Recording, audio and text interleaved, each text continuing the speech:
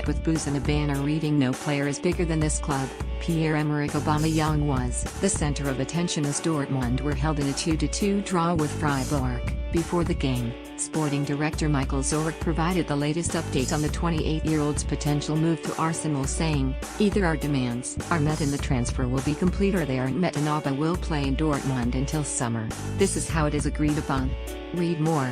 The Matchday 20 roundup. However, with Dortmund still winless in 2018, the result against Freiburg highlights that the problems stretch far beyond the transfer poker being played in the boardroom, heading in the wrong direction. When Dortmund won back-to-back titles in 2011 and 2012, they managed to surpass Bayern on the pitch, even though they couldn't compete with the Bavarians' financial might. In the years that followed, BVB have desperately tried to strike the balance between commercial interests and a passionate fan base, in their bid to close the gap on Bayern. Though Dortmund have regressed in an alarming manner and now find themselves unable to complete on or off the pitch. Watzke's plan backfires. The turning point came in April 2016 when club CEO Hans-Joachim Watzke claimed it was out of the question that Mats Hummels, Ilkay Gundogan and Henrik Mkhitaryan would all depart in the same transfer window. The spark that lit the fuse: Ilkay Gundogan, L.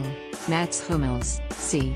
and Henrik Mkhitaryan, R. all left in the summer of 2016. It was a promise aimed at galvanizing the club. It was a promise that, despite some setbacks, Dortmund hadn't lost direction in their pursuit, posing a genuine threat to Bayern. But more importantly, it was a promise that wasn't kept. Read more. Who is Dortmund signing Manuel Akanji?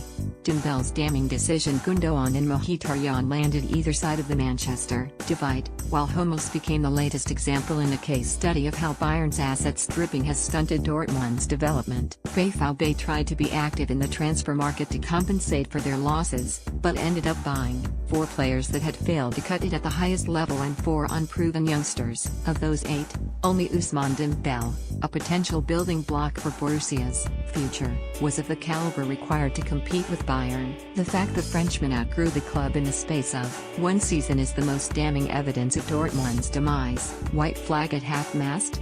This season, Aubameyang's public flirtation with a move away from a club, coupled with his disciplinary issues, stand as further proof that, in failing to keep a promise at the end of the 2015-16 season, BVB sent a message that they couldn't sustain their challenge. What does it say about the direction Dortmund is heading when the rumors of potential replacements for Auba all revolve around strikers of inferior quality?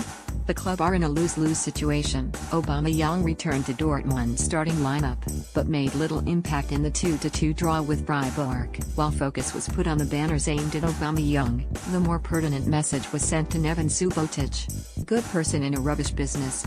Thank you, Neven. A damning indictment from Dortmund's own supporters. Read more. Impressive. Sancho fails to paper over Dortmund's cracks. Trouble in paradise. Dortmund wanted everyone to believe that their relative struggles last season were of no cause for concern. That was a much easier sell before being humbled in the UEFA Champions League group stages, starting the calendar year with 3 straight draws and public unrest. In truth, instead of keeping pace at the top of the table, Dortmund have melted in the mediocrity of the chasing pack and are closer to being eclipsed by teams around them than they are to posing a threat to Bayern. BVB may finish in the top 4 come the end of this campaign thanks to the inability of sides around them to capitalize on their slump, but until they stop papering over the cracks, their long-term aspirations will never be realized.